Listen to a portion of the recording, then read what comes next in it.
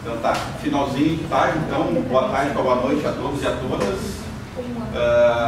Obrigado pela presença aí, logo depois dessa quarta-feira de cinzas. Noto que alguns ainda estão balhados, com o Caselli.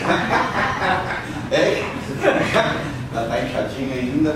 Pode gravar tudo isso aí, tá? Agradeço então a presença de vocês. Sei que logo depois do carnaval o tempo fica escasso, ainda mais o carnaval acabou ontem. Para quem é caído do quarta-feira de cinza, tem aquela quarta da extramanda aí, aquela aí, mano. Como é que é aquela? O Deus dos ossos. Deus dos ossos, do Sati. Só tem que nos cuidar. Muita Sati. Eu, como presidente mesmo, aqui mais uma vez na tarde de hoje, já parabenizando a Bruna, que fez uma excelente defesa, e a nova mestre em processo aqui pela PUC. Gostaria de uma salva de palmas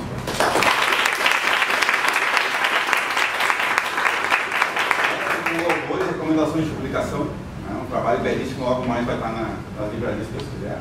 Agradeço a parceria dos professores aqui presentes, tem vários professores do nosso curso de especialização, então eu não vou nominar todos, provavelmente são alguns, mas fica aqui meu abraço a todos. E hoje, também, principalmente ao professor Alexandre Marder, que é professor da Escola de Direito aqui e que veio participar conjuntamente da nossa mesa de palestra do professor Sérgio Cruz Arenhardt. Muito obrigado pela presença. Eu que agradeço imensamente.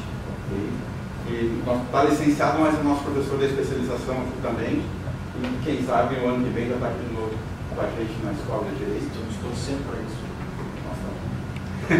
Também fazendo uma referência, até porque a gente está num evento de processo, embora seja processo estrutural. O professor Tanger Jardim, há 2 semanas atrás, conquistou o título de doutor em processo civil pela URGS, também com uma tese maravilhosa, com nota 9,5, também gostaria de uma salva de palmas para o professor.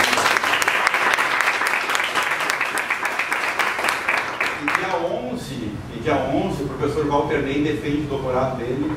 Estou começando a ler, não vou dar spoiler ainda. Mas enfim, não. Esse a gente segura. Então, dia 11, todo mundo convidado é às 9, ou é às 14 horas, ali no Panteão, no Panteão da URGS, ok? Está todo mundo convidado.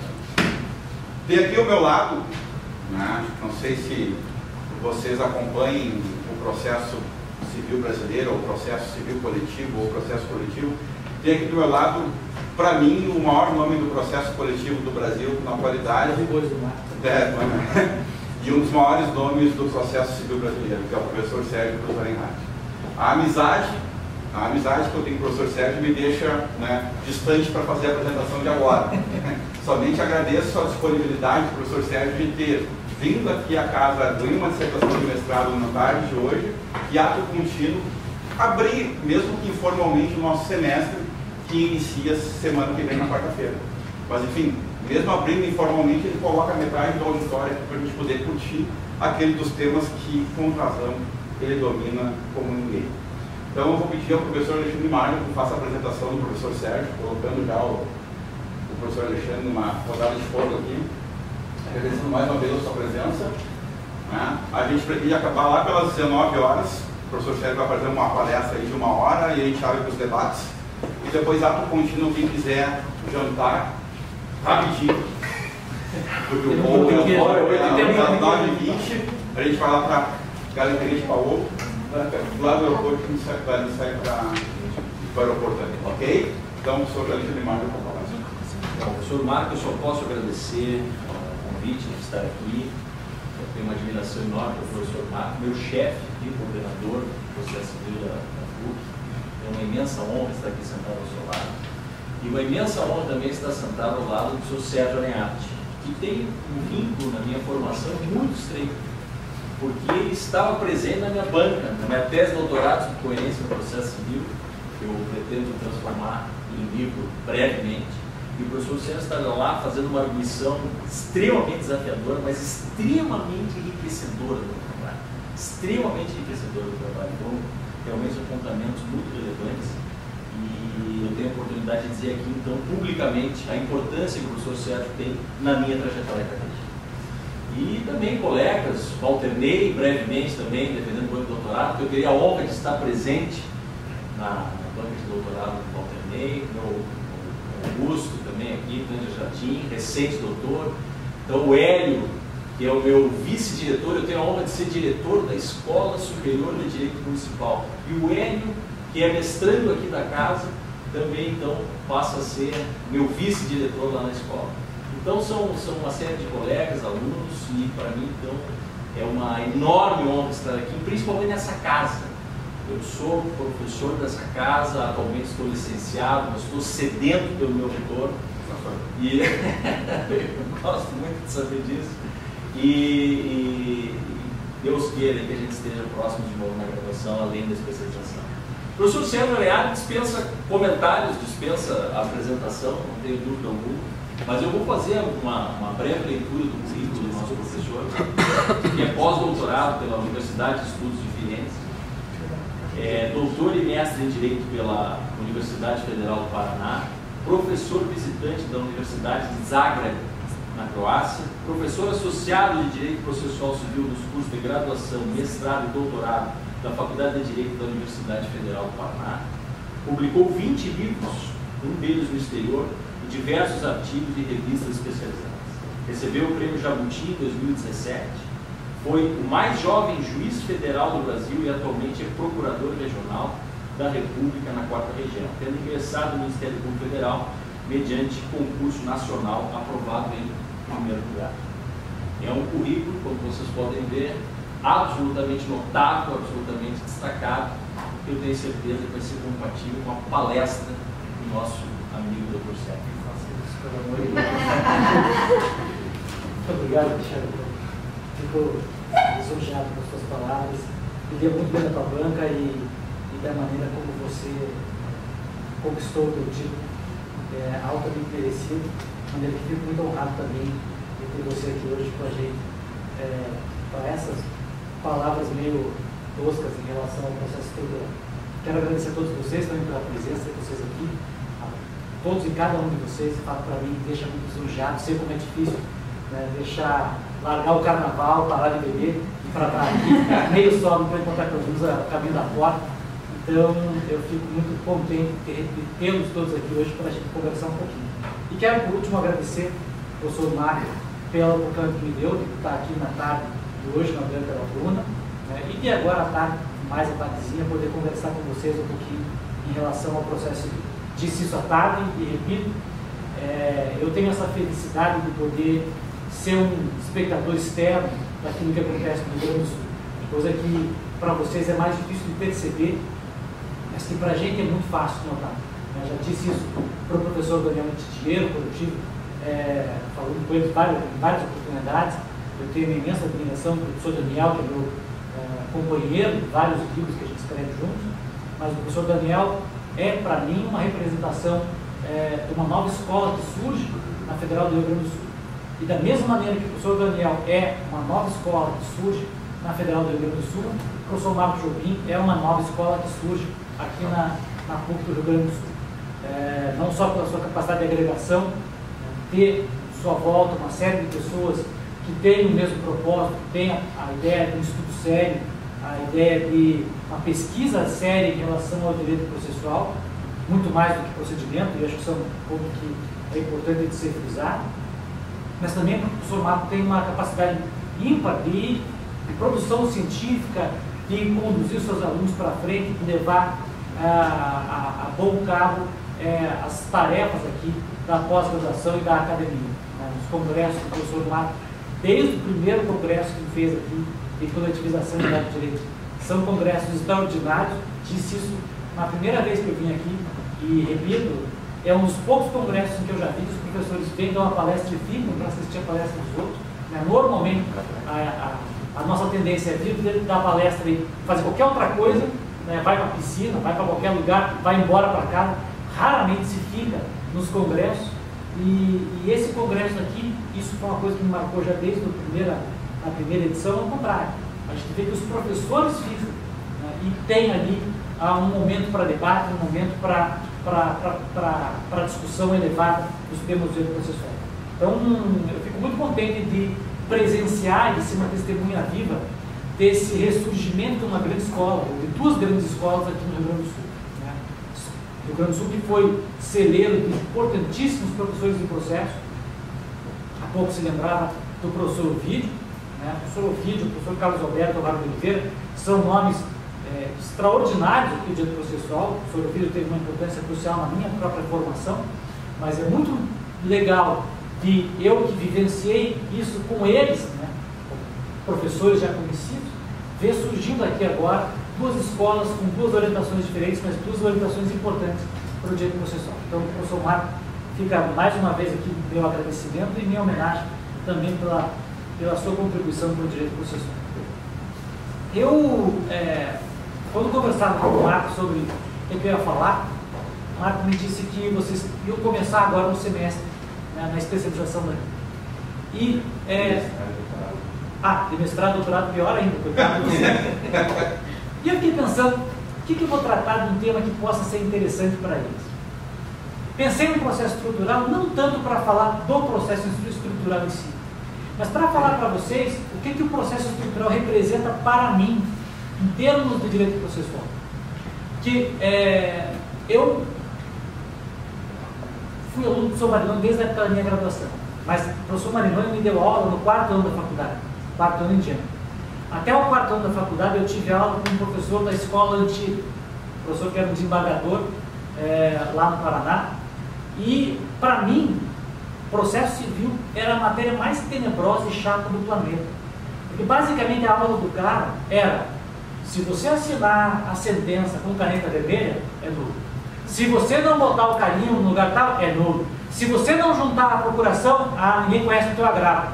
O cara pensando, quem é o imbecil que acha legal estudar uma matéria que fica contando prazo, vendo onde é que está a nulidade, como é que tem que juntar na época papel, que não tinha processo eletrônico ainda, onde é que tem que enfiar o carimbo, quantos carimbos tem que ter, quantas cópias tem que tirar da sentença? Qual é a besta que acha que isso aqui é direito? Você olha para o lado, o sujeito estudando teoria da pena, teoria do crime, escambau. O outro estudando direitos fundamentais, não sei o quê. O outro, função social da propriedade, e a gente estudando onde é que eu vou achar a nulidade aqui nesse procedimento? Qual é a sequência depois da alegação final? O que tem que acontecer? Se pode fazer a alegação final junto ou tem que ser separado? Parece uma coisa moderna, mas é uma coisa que se discute já há bastante tempo. Quer dizer, que coisa imbecil é esse processo. Aí, no 4º ano da faculdade, que foi o ano que eu tive aula do professor Marinoni, a primeira aula da faculdade do professor Marinoni disse o seguinte para a sala: eu não vou ensinar prática para vocês do processo, porque prática, em um mês de escritório, vocês aprendem. Eu vou ensinar para vocês o que realmente é o processo civil, que não é nada desses negócios de qual é o regime o que tem que escrever no agravo, qual é a peça que tem que ir com a contestação, que isso é uma bobajada. Quer dizer, o processo civil é o mais refinado tipo de estudo que a gente pode imaginar com relação à contenção do excesso de poder do Estado. E, de fato, isso é uma situação verdadeira. A gente estuda direito constitucional, direito administrativo, e as teorias que eles desenvolvem lá são muito interessantes. Mas o processo civil é a mais antiga e de mais sucesso forma de contenção do abuso do poder do Estado. O que a gente estuda no processo civil, na verdade, é tentar mostrar de que maneira se legitima esse poder do Estado exercido sobre nós em relação à solução do conflito. E dizia o professor Marinoni, se é assim, nós aqui estamos estudando um problema de poder do Estado e de autolimitação do poder do Estado em relação à solução das controvérsias. O Estado me proíbe a autotutela privada e me dá à disposição esse outro instrumento, uma ferramenta super sofisticada que é o processo. E a partir daí, o professor Marinoni desenvolvia, e até hoje desenvolve, essa noção de que, se isso é verdade, se o papel do processo é ser um substituto para essa autotutela privada, então o processo não pode ser qualquer tipo de processo. O Estado não tem o direito de me oferecer um processo qualquer. O Estado tem o dever de me oferecer um processo que seja adequado à realidade do litígio que eu tenho, do conflito de interesses que eu vou apresentar para ele. E isso, para mim, é que sempre foi essencial. É claro que quando você vai estudar especialização, mestrado, doutorado, um monte de coisa você vai ter que aprender também. Então vai lá estudar teoria da ação, pressuposto processual, vai discutir se condição da ação é mérito ou não é mérito, se pressuposto processual gera inexistência processual, gera... Isso é tudo muito legal. Mas essa ginástica, essa musculação jurídica que a gente faz nessas aulas, acho, não substitui o que tem de mais essencial no campo do processo, que é a percepção de que todas essas teorias deveriam nos servir com o único propósito de perceber que o processo é uma forma de gerir e de conter o poder do Estado. E que, portanto, ele gira em torno de dois grandes valores. Um valor que é o interesse daquele que se sente lesado e que vai ao Estado buscar uma resposta que seja adequada, que seja tempestiva e que seja efetiva.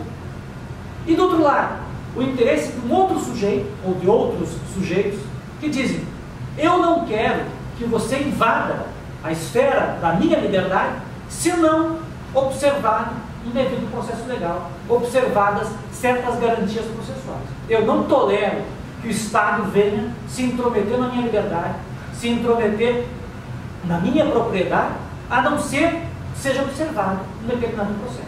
É dentro desse ambiente, desses dois grandes valores, que o processo gira. Mas há aí um fator importantíssimo, que é a percepção de que o processo não pode ser qualquer processo, que não existe qualquer processo. Até porque tem uma frase de um autor genial de direito processual, o professor Sérgio Chiavalloni, professor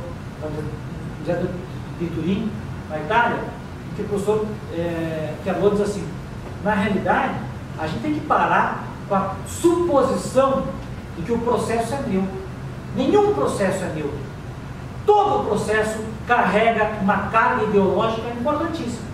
E os processos que não são efetivos são muito efetivos. Essa é uma constatação que eu particularmente acho muito importante. Não existe processo inefetivo. O que existe é um processo efetivo para um determinado lado ou efetivo para outro determinado lado.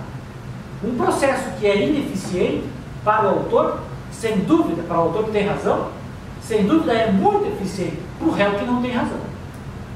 Então, qualquer coisa que a gente defenda em direito processual sempre precisa passar por essa noção dialética. O que eu não dou para um sujeito, eu dou na mesma medida para o outro sujeito. Se eu disser que tutela antecipada é um negócio ultra excepcional, só para dar um exemplo, o que eu estou dizendo? Eu estou dizendo para o outro sujeito que pode abusar do processo. Quanto mais você abusar, mais tempo você fica com o bem, mesmo não tendo razão. Então, é preciso muito cuidado quando a gente vai falar em processo de formação de procedimentos, criação de procedimentos. E quanto mais inefetivo um procedimento é para a tutela de uma certa pretensão, mais efetivo ele é para a tutela da resistência àquela pretensão. E por isso, para mim, sempre foi muito importante olhar qual é a relação que o processo tem com a realidade material. Em que medida esse tipo de procedimento está adequado a responder a esse tipo de conflito. Por isso que eu escrevi no meu mestrado, no meu doutorado, eu acabei trabalhando com tutela coletiva. Por isso que depois, até também por uma ligação mais próxima com relação ao meu trabalho, né, no Ministério Público, eu acabei focando muito na análise do processo coletivo. Porque ao lado, e aí é o segundo ponto, ao lado dessa efetividade olhada do ponto de vista endoprocessual, ou seja, olhar se o procedimento previsto é ou não é habilitado a lidar com uma realidade concreta, com um litígio concreto, há também outra dimensão do problema da efetividade, que é, o processo pode ser muito efetivo para o caso concreto, mas pode ser altamente inefetivo para o conjunto dos processos que estão colocados à análise do Poder Judiciário. De modo que olhar a efetividade exige que a gente olhe a efetividade interna do processo com relação ao litígio a que ele se destina, mas também exige que a gente olhe a efetividade com relação ao serviço de justiça que é prestado. Essa é uma expressão do professor Remo Capone, que ele trabalhava num estudo já mais antigo. É uma análise que o professor Marco Jobim faz muito bem num livro que escreveu sobre essa noção de eficiência processual, e é uma análise, a meu ver, muitíssimo importante também para quem quer lidar com o processo. Porque não adianta o processo ser muito efetivo para o caso. Um processo extremamente efetivo para o caso, provavelmente não é eficiente na distribuição de justiça para todos aqueles jurisdicionados que precisam da atividade estatal. Basta pensar. Se eu pensar que um juiz tem que se dedicar 100% do seu tempo, 100% da sua força para atender àquele caso específico, isso provavelmente só vai acontecer com a perda desse mesmo esforço, dessa mesma quantidade de tempo, dessa mesma capacidade de trabalho com relação aos outros processos. De modo que o excesso de atenção a um caso se faz a custo de atenção para outros casos. Então há uma necessidade de equilíbrio muito importante entre a atenção dada para o caso e a atenção dada para os casos que o judiciário tem que lidar. Por isso que, num segundo momento, eu acabei muito dirigindo meus estudos para a análise da tutela coletiva, que eu acho que é uma resposta importante para esse segundo problema da noção de efetividade, de eficiência da prestação jurisdicional. Mas, enfim, esse sempre foi um problema para mim, uma questão que me preocupava, a discussão sobre essa adequação ou não do processo para a realidade material. E dentre esses tipos de conflitos que a gente acaba percebendo, havia sempre um tipo de conflito que a mim sempre me incomodou muito, que é, no primeiro momento, os conflitos envolvendo políticas públicas, discussão de políticas públicas e distribuição de políticas públicas. É da realidade própria do Poder Judiciário, sobretudo do federal, está muito ligado nessa substituição jurisdicional da atuação da administração pública na oferta de políticas públicas. Não vou agora, nesse momento, entrar com vocês na discussão sobre se isso é bom, se é ruim, se o judiciário deve ser ativista ou não deve ser ativista. Mas essa é uma realidade constatada. Não há dúvida de que o Supremo Tribunal Federal e o judiciário como um todo chancelam a possibilidade de o judiciário substituir ao administrador público na oferta de serviços públicos, na oferta de políticas públicas.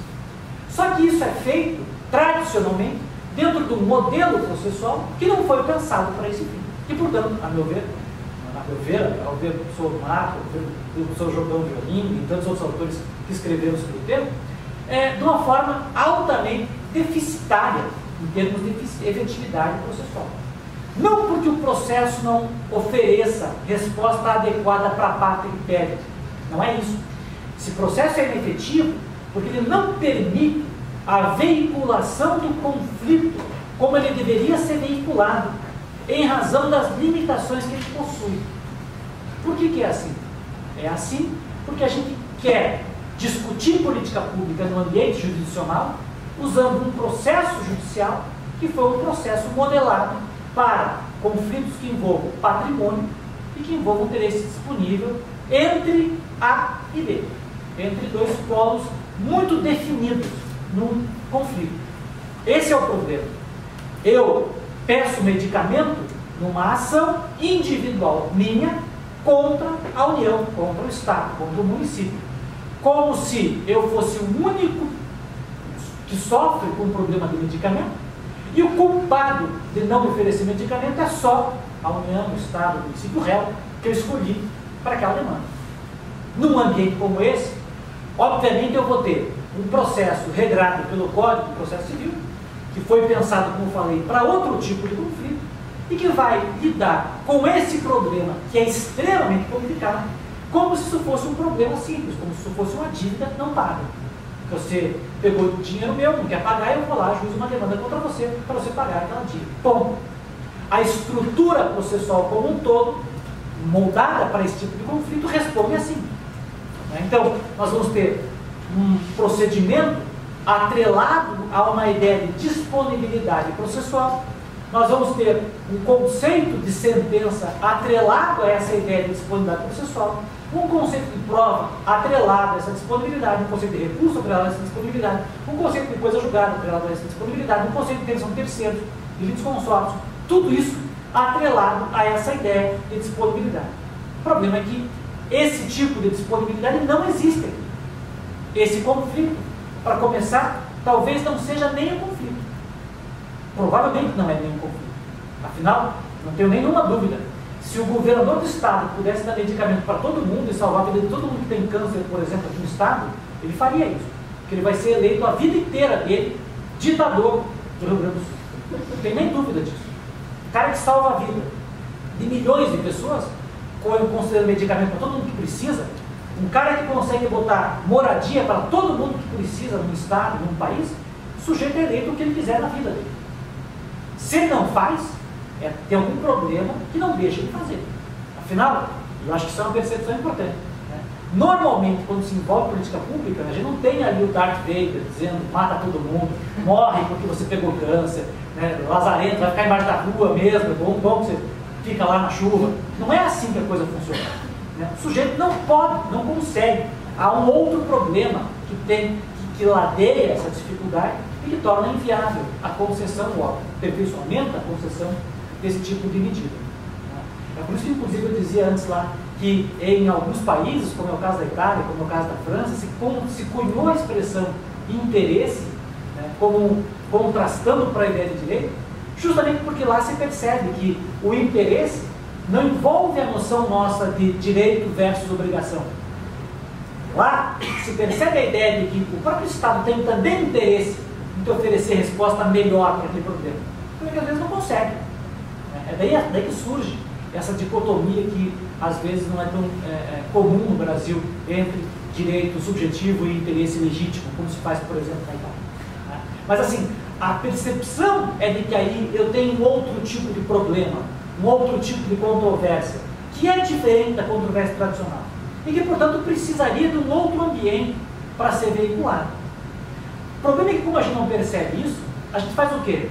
Ou a gente insiste nessa tutela na via individual, que para mim gera consequências absurdas, como isso que a gente vê todo dia, que é estados que têm 90% do seu orçamento comprometido com o cumprimento de ordem judicial, estados que não conseguem dar cumprimento com uma ordem judicial. Há um tempo atrás eu recebi uma ação civil pública, movida aqui pela Defensoria Pública do Estado do Rio Grande do Sul, e que se pedia que, com base no Estatuto da Moradia, que o Estado e a União bancassem aluguel para todo mundo que não tem casa aqui no Estado do Rio Grande do Sul. Então, como eu não consigo botar esse povo em casa, dar casa para eles, então que pagasse aluguel para toda a população que precisasse disso. Ninguém tem dúvida de que essa iniciativa é muito boa e que esse tipo de solução seria ótimo. O problema é, dá para fazer isso? Tem condições de fazer isso? Agora, se não tem condições de fazer isso, faz o quê? Deixa a coisa como está também? Azar? Ninguém mandou você não nascer pobre? Vejam, o problema é um problema altamente complexo, mas a abordagem desse processo, dessa questão, num processo individual, seja ele movido por uma pessoa contra o Estado, ou num processo coletivo, em que alguém se diz representante daquele grupo, mas que também age da mesma maneira, ou seja, também pensa esse problema como um conflito de interesses, em que há uma resistência de um polo e há uma pretensão do outro polo, qualquer dessas duas visões não vai dar uma resposta boa para esse tipo de dificuldade. Nem na via individual, que lá eu fragmento o problema e eu faço a pior solução de todas, que é aquele que vai a juízo ganha, aquele que não vai a juízo não ganha nada, e aí eu gero um aumento exponencial da desigualdade, porque quem vai a juízo normalmente também não é o mais pobre, quem vai a juízo é aquele que pelo menos tem noção de que pode buscar uma via jurisdicional para pedir, por exemplo, medicamento, para pedir uma moradia, para pedir o que for, né? Então, o pobre cada vez fica mais pobre, o rico cada vez fica mais rico, isso é pastilha de carnaval que eu ouvi essa semana. E nem na via coletiva, porque na via coletiva o problema tradicional continua igual. Por quê?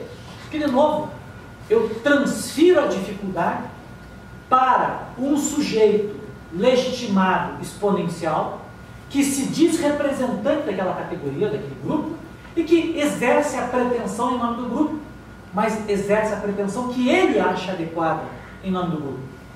E é o nosso problema de Ministério Público. Eu, porque sou Ministério Público, peço o que eu quero em relação a qualquer coisa. Então, se eu achar que é legal para todo mundo, eu peço. Se eu achasse mais legal pedir aluguel, mas não em qualquer lugar, no Sheraton aqui, eu peço também. Né? E aí? Aí eu jogo o problema na mão do juiz.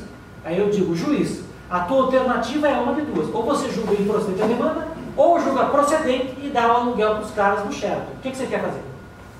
Ah, eu julgo improcedente. Ah, você vai deixar todo mundo então aí e vai dizer que não há um direito fundamental à moradia. É isso. É verdade, tem um direito fundamental à moradia. Então a única resposta que eu posso dar é dar o Sheraton para os caras. Vê, qualquer coisa que eu pedir aí é ruim. Nem importa que eu fizesse um pedido muito mais adequado do que esse. O fato é que quando eu me arrogo na condição de representante desse grupo, que normalmente é um grupo heterogêneo, com necessidades diferentes, com possibilidades diferentes também, e diante de um problema complexo como esse, qualquer pedido que eu formular vai ser ruim. E atender ou não atender esse pedido vai ser ruim também. De modo que a gente sempre teve uma enorme dificuldade de veicular esse tipo de pretensão e de ter esse tipo de pretensão colocada em juízo. A meu ver, é essa dificuldade que faz com que surja a enorme discussão sobre o chamado ativismo judicial. Ativismo judicial não é um problema em si. Por quê? Porque o ativismo judicial, pensado na sua concepção original, pelo menos, o que é? É um papel do judiciário em atendimento aos direitos fundamentais. É um papel do judiciário que dá concretude aos direitos fundamentais. Isso não é nem novo. Se vocês forem olhar o famoso caso Marbury versus Madison, ali o juiz Marshall, o Justice Marshall, já dizia, olha, é papel do Poder Judiciário dar concretude à Constituição. Isso não é de anteontem. Vai dizer que o juiz Marshall está sendo ativista? Não está. Está concebendo a ideia de como é que funciona a força vinculante da Constituição. Papel fundamental, papel normativo da Constituição. Juízes depois dele vêm e concebem essa ideia. Que a Constituição não é meramente uma proclamação de ideais, uma proclamação de valores abstratos. Que ela tem que ter uma força normativa efetiva, como vários autores depois escreveram. Ora, se isso é verdade, então é sim papel do judiciário implementar a Constituição. Isso o professor Oenfir já disse mais uma vez e com toda a razão. O problema, então, não é o papel do judiciário em implementar esses valores fundamentais constitucionais. O problema, na verdade, que existe, e acho que essa é a crítica ao chamado ativismo judicial, é quando o juiz faz isso dentro de um veículo inadequado, dentro de um procedimento inadequado. Que daí acho que qualquer um de nós vai dizer que realmente não está para ser assim. Realmente, até eu acho que não tem condições de um juiz querer aplicar a política pública no processo individual clássico do Código de Processo Civil. Por quê? Porque aí ele só consegue fazer barbaridades mesmo. É porque simplesmente esse processo não foi pensado para esse fim. É a mesma coisa que eu pegar um processo de conhecimento e querer fazer um inventário. Não dá, não foi feito para isso. A ideia do inventário exige outro tipo de procedimento, outros tipos de necessidades. Essa é a nossa dificuldade. Percebido isso, percebido que nós temos então conflitos que não se amoldam a esses veículos tradicionais, quer dizer, nem é o processo de conhecimento tradicional, nem é o processo coletivo tradicional, porque o processo coletivo tradicional também é um processo individual, também é um processo que parte da mesma premissa individual. É individual não no sentido de que ele é individual em si, mas ele é individual no sentido de que ele usa os mesmos institutos do processo individual. Basta pensar que o processo coletivo brasileiro, a legislação que regula o processo coletivo brasileiro, é uma legislação que tem duas diferenças só com relação a todo o regime do Código de Processo Civil. A legitimidade. Ele diz, quem propõe a ação são esses caras aqui, em favor da coletividade. Algo que, para a doutrina majoritária, é uma mera espécie de representação processual ou talvez substituição processual, ou seja, categorias do direito processual individual. Segunda diferença, a tal da coisa julgada. Coisa julgada erga omnes, coisa julgada outra parte, essas barbaridades aí, que a rigor nem são uma diferença. Porque se vocês olharem bem, coisa julgada erga omnes, coisa julgada outra parte, não existe. Embora o código chame essa coisa julgada de erga omnes e outra parte, aí houve um erro crasso da doutrina paulista de processo que não percebeu a fundamental diferença entre efeito de sentença e coisa julgada. O que é uma coisa julgada erga omnes? Que atinge todo mundo? atinge todo mundo mesmo? Claro que não. Porque se eu estou falando de um direito meta-individual, que não tem legitimidade individual, quer dizer, não pertence a mim, se não pertence a mim, eu não tenho legitimidade para ingressar com a demanda. Se eu não tenho legitimidade para ingressar com a demanda, não é a coisa julgada que me atinge. O que me atinge é um pressuposto disso, que é a falta de legitimidade para discutir aquele interesse e juízo. O meio ambiente não é meu, é por isso que eu não posso entrar com uma ação para a proteção do meio ambiente, a não ser na via da ação popular. Né? Então, o problema não é de coisa julgada erga omnes. A coisa julgada coletiva atinge exatamente os mesmos sujeitos que a coisa julgada individual atinge. Os legitimados que proporem ação. Nesse caso, os legitimados concorrentes. Mas é a mesma coisa que acontece no plano individual também, com legitimação concorrente. A diferença estaria, eventualmente, na ideia de um efeito mais amplo da sentença proferida. Se é que ela existe. Mas note então que de tudo isso aí, o que nós temos é uma única diferença. O problema da legitimidade. O resto, a legislação processual coletiva brasileira trata como se fosse uma demanda individual. Esses processos, portanto, não servem para lidar com esse tipo de conflito. Como, aliás, também não servem para lidar com uma série de outros conflitos que também têm o mesmo tipo de complexidade, só que não envolvendo problema de política pública. Se nós olharmos o plano de direito privado, nós vamos notar que existem vários conflitos privados que não envolvem o poder público, que também têm o mesmo tipo de complexidade da questão de política pública, que também têm essa mesma ideia de multipolaridade, que também está colocado no plano, no problema da política pública, que também envolve a discussão de prospectividade, que também está colocado no campo da política pública. Talvez o exemplo mais gritante disso seja o caso da falência da recuperação judicial, que é um processo privado e que não tem nada a ver com um processo tradicional privado, como vocês bem sabem. Né? Pensam no caso da recuperação judicial. O processo de recuperação judicial não foi feito para o juiz resolver um conflito. Foi feito para que credores e devedor achem uma solução comum para um problema que encontram e que aparentemente é insuperável.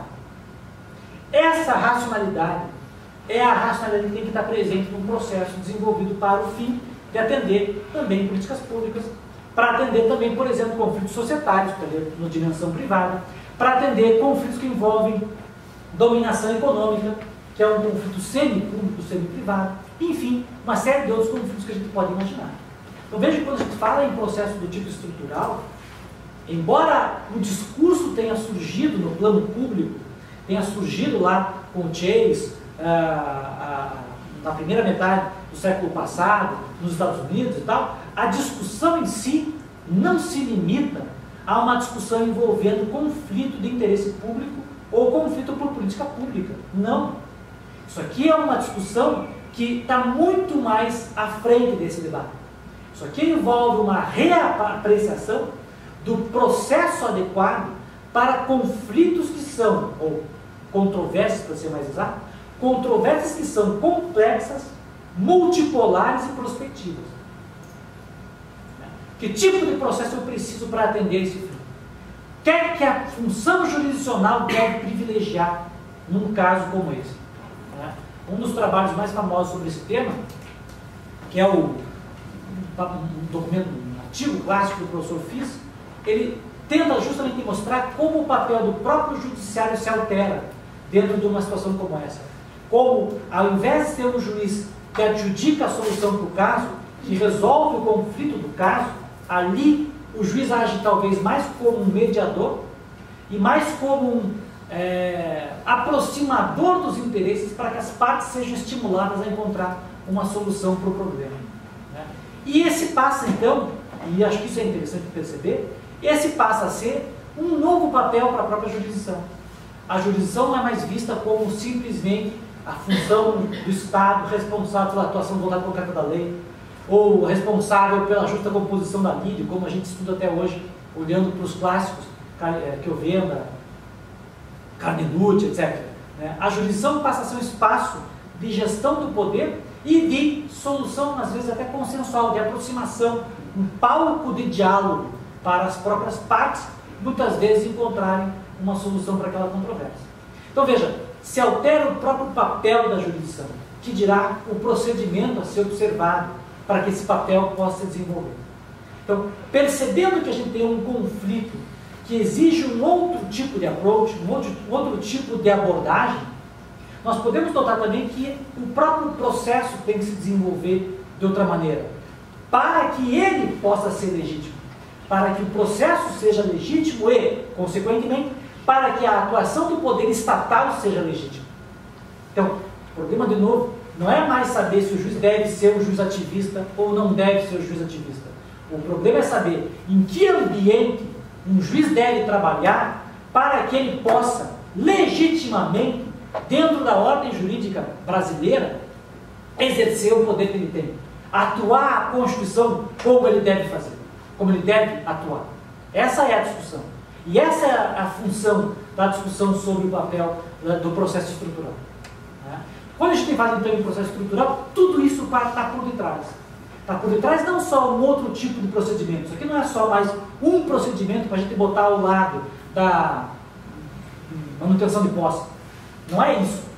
A gente está pensando de novo as estruturas clássicas do processo, os institutos clássicos do processo, à luz de uma outra realidade e tentando enxergar aí uma nova possibilidade para o direito processual. Isso para mim é que é o mais legal, quando a gente discute processo estrutural. Não é o procedimento em si, mas é perceber que por detrás desse procedimento há toda uma releitura de todos os institutos fundamentais do processo.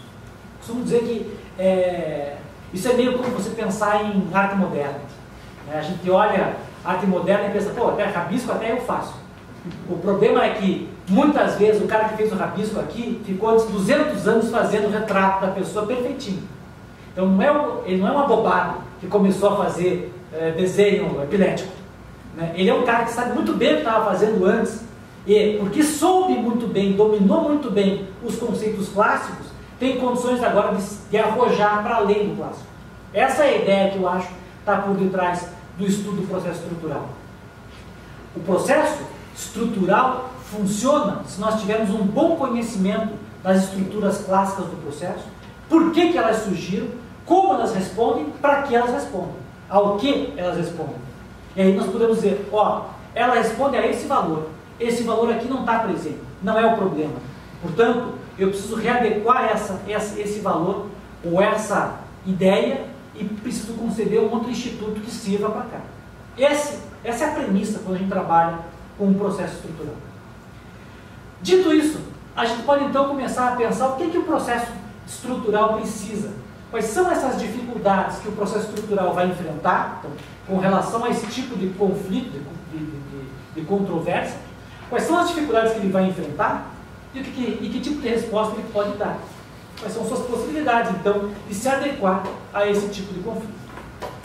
Como eu tentei mostrar para vocês, eu acho que basicamente há algumas características que o conflito estrutural tem. Em primeiro lugar, ele é complexo, como eu falei, não tem uma solução fácil, né? Ele tem soluções que muitas vezes não são nem soluções, então isso é um dado importante. Quando a gente discute um processo estrutural, muitas vezes nem você, autor da demanda, sabe onde você quer chegar. Porque ninguém sabe onde quer chegar. E nem sabe onde pode chegar. De novo, pensando no problema da moradia. É claro que eu sei que eu não vou resolver o problema de moradia do país. O problema é que eu preciso agir, porque na estagnação é que o sistema não pode ficar. Então, a pessoa age, mas muitas vezes não sabe o que ela almeja nesse processo. Essa é a ideia de complexidade que a gente pensa aqui. É uma ideia que é diferente da ideia do conflito habitacional. Eu sei que o cara que não me pagou 1.000 tem que me pagar 1.000. Eu sei onde eu quero chegar. Eu sei o resultado desse processo. Qual eu quero como resultado. Se eu quero um despejo, eu sei o que eu quero. Aqui, às vezes, eu não sei. Eu sei que há um problema, há uma violação, mas onde eu vou chegar, eu não sei. De novo, não é uma normalidade. Pense no problema da recuperação judicial, de volta, que é um processo mais clássico, mais conhecido, pelo menos. Eu sei como começa, mas eu não sei como é que termina. Eu não sei nem se eu vou receber meu crédito. Talvez não receba. Mas é assim mesmo. É natural desse processo que seja assim. Além dessa complexidade, é natural da ideia do processo estrutural essa noção do chamado policentrismo. Quer dizer, o processo tradicional trabalha com uma dualidade. O processo naturalmente encaixa os sujeitos em um de dois polos. Ou você está no polo autor, ou você está no polo réu. Você não pode estar num terceiro polo. Basta pensar que até as intervenções de terceiros são pensadas para que o sujeito figure em um polo. O denunciado ali, a definição da denunciação da lida é que ele tem um terceiro, uma terceira relação. Não interessa. Para o processo ele tem que estar no polo. Ou ele é autor ou ele é réu. Depois, na relação interna, ele pode ser outro autor ou réu. Mas para a demanda principal, eu tenho que botar ele ou como autor ou como réu. Né? E assim vale para todas as outras formas de intervenção que a gente conhece. Elas acabam sempre sendo assimiladas a um dos dois polos. Ou você é polo autor, ou você é polo réu. Hoje, mais modernamente, tem até autores que vão defender a ideia de que você possa transitar entre polos e tal. Não é uma questão que eu vou discutir com vocês aqui, mas enfim, hoje essa é uma visão que sofre uma certa crítica na doutrina. Mas o fato é que o processo tradicional sempre pensou assim, o direito processual. Nesse tipo de controvérsia aqui, não. Eu não tenho dois polos da discussão. Eu normalmente tenho inúmeros polos de discussão.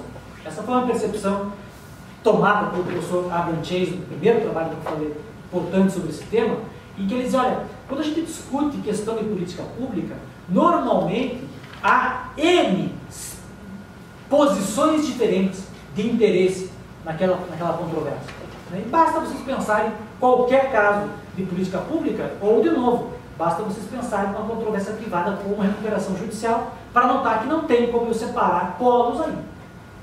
Há N polos, provavelmente inúmeros polos, o polo dos credores preferenciais, o polo dos credores creditários, o polo de um credor que tem alguma peculiaridade, o polo de alguém que tenha algum crédito diferenciado, enfim, o do devedor, e uma série de sujeitos diferentes que entram em conflito aqui, ou que entram em discussão nesse tipo de processo. Do mesmo jeito no campo da política pública. Eu vou ter o sujeito que tem interesse no medicamento, o sujeito que tem interesse em não oferecer o medicamento, o sujeito que tem interesse no terceiro medicamento, a empresa farmacêutica, o sujeito que tem interesse em usar aquele dinheiro para prevenção de algum tipo de doença, enfim, 200 mil polos diferentes, né, que poderiam ser conjugados aqui no meio. Uma terceira característica que eu vejo também sempre presente nesse tipo de conflito é essa ideia de que, da sua prospectividade. Os conflitos são conflitos que não visam a resolver um problema pretérito. Eles visam a aperfeiçoar o problema para o futuro. Quem entra com uma demanda coletiva, por exemplo, para a instituição de um direito fundamental, não está tão preocupado com as violações ao direito fundamental que já aconteceram. Essas violações, na verdade, são uma desculpa para que o sistema seja aperfeiçoado para o futuro, seja melhorado para o futuro, para que a gente possa melhorar o sistema de moradia, para que a gente possa melhorar o sistema penitenciário brasileiro, para que a gente possa melhorar a situação de medicamento, de saúde pública, não sei o quê. Né? Então, há uma ênfase aí numa função prospectiva desse processo. Basicamente, esses são os três tipos de características que eu particularmente vejo em todo tipo de processo estrutural. A partir daqui, a gente vai ter uma série de outras nuances. Eu, pessoalmente, não gosto de definir processo estrutural e litígio estrutural, porque eu acho que isso acaba fechando a abertura que a gente precisa para lidar com esses conceitos. Mas há outros professores que pensam de forma contrária e acham importante dar uma definição do direito, do conflito estrutural e do processo estrutural. Pessoalmente, eu acho que o mais fundamental é perceber esse novo papel da jurisdição, perceber a necessidade de releitura dos institutos processuais à luz de características do conflito. Que eu posso ter conflitos que não tenham, por exemplo, essa multilateralidade. Eu posso ter conflitos que não tenham, talvez, essa ideia de prospectividade. Eu posso ter conflitos que não tenham aquela complexidade que eu estou falando, ou que variem em grau de complexidade, mas que ainda assim permitam e devam utilizar esses conceitos que a gente está pensando aqui. Eu até escrevi um artigo, há algum tempo atrás, falando dos chamados processos multipolares, ou seja, pensando só em uma característica desse conflito que está aqui, mas sem olhar os outros. E vocês podem notar que existem muitos conflitos que são multipolares e que não são estruturais, que não envolvem reestruturação de instituição nenhuma, que não envolvem aplicação de política pública nenhuma. Eles só são complexos porque são multipolares. Um exemplo disso, conflito societário. Cada sócio pode ter um interesse diferente no meio dessa briga. Esse não é um conflito estrutural, esse é um conflito muitas vezes privado, é um conflito retroativo, um conflito que envolve um programa precário, uma deliberação social, por exemplo, mas é um conflito multipolar. Tem múltiplos polos de interesse envolvidos, que muitas vezes não se combinam entre si. E que põe muito problema para a gente, sem dúvida. Só na Itália, para vocês terem a dimensão do problema, tem uma regra específica no Código Civil para regular esse problema societário, justamente para tentar resolver o problema de saber quem é que vai representar que categoria de sócio numa demanda como essa daí. Então, só para ver uma característica que envolve um certo tipo de consequência depois na formação do procedimento. Mas, enfim, essas 3 características, a meu ver, estão sempre presentes. Além dessa, há uma 4ª característica que é normal, que é a ideia dessa reestruturação de uma organização, de uma instituição. Eu diria, essa é uma 4ª e menos importante, porque essa em certos, ou em vários casos que a gente acompanha, não está presente. Muitas vezes o problema meu não é reestruturar a atenção à saúde, reestruturar a penitenciária, reestruturar o problema A ou B. É sim, dar atendimento ou dar aplicação ao direito fundamental, sem necessariamente ter que reestruturar uma instituição que às vezes até não existe. Mas enfim, essas são as características fundamentais. Como eu falei, eu prefiro não definir, acho que esses são elementos normais desse tipo de problema, mas que eventualmente podem faltar um ou outro, sem desnaturar a necessidade de repensar os institutos processos. Bom, postas essas características, o que o processo pode oferecer para responder a essas necessidades? Bem, em primeiro lugar, eu acho, é óbvio que a gente vai ter aí um problema, que é um problema de aporte da discussão para o ambiente jurisdicional. Eu não quero falar em legitimação para não usar um conceito tradicional, para não induzir vocês a usar um conceito tradicional. Mas basicamente essa é a questão. Quem é que vai levar essa discussão para o Poder Judiciário e de que forma ele vai agir em favor da coletividade? Parece meio óbvio que esse tipo de debate não pode ser levado por um indivíduo da forma tradicional. Observados os critérios e a natureza tradicional de legitimação individual que a gente conhece. Ou seja, não estou dizendo que o indivíduo não possa representar a coletividade. O que eu estou dizendo é que não dá para supor que uma demanda individual comporte esse tipo de discussão. Que o juiz possa pegar uma demanda individual e dizer: vou transformar isso aqui num processo estrutural. A partir de agora, isso aqui segue como estrutural. Por que não? A meu ver, porque uma demanda individual tem uma série de problemas de origem que inviabilizam que ela possa sequer se transformar numa demanda estrutural. Ela pode, e essa é uma discussão que vocês tiveram há pouco aqui na banca, ela pode dar ensejo a uma demanda estrutural posterior. Eu posso provocar os legitimados para iniciar uma demanda estrutural posterior. Mas transformar uma demanda individual numa demanda estrutural, eu acho que não é difícil. Para começar, por exemplo, porque esse indivíduo pode ter começado esse processo num juízo absolutamente inadequado para aquela discussão.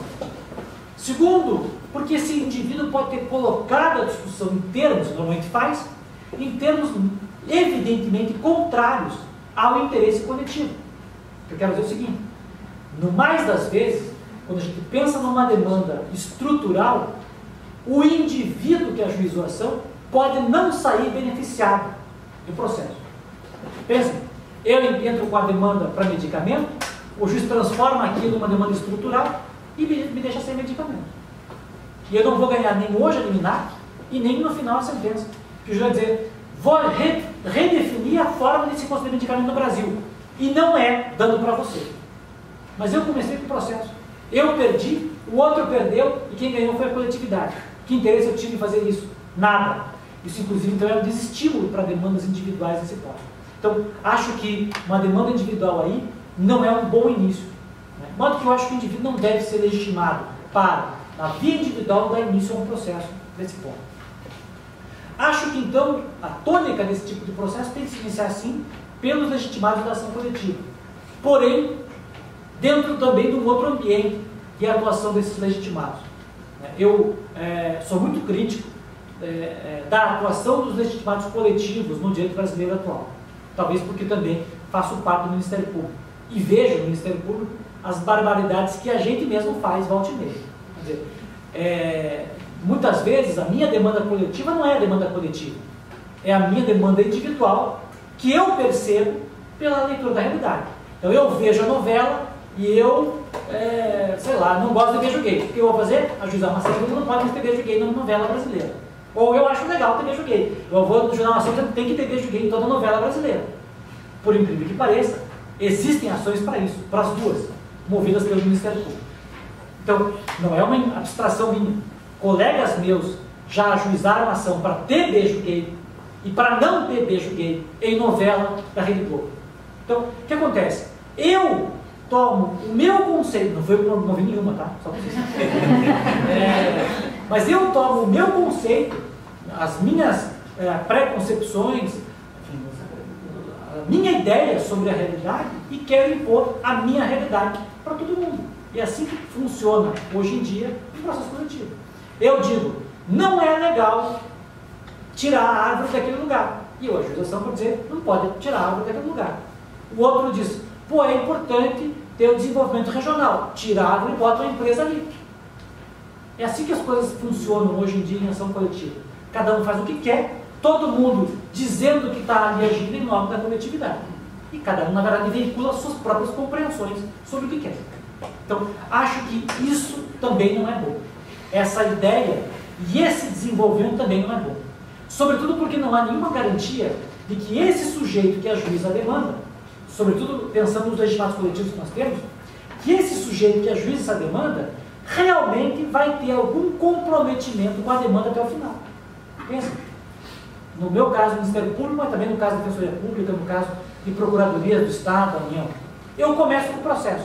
Amanhã eu sou removido, promovido, saio da comarca, vou para outro lugar, me aposento, entra um outro sujeito no lugar. Aí aquele cara diz, essa ação é uma imbecilidade, Sérgio. Vou pedir para extinguir o processo. E pede. E acontece.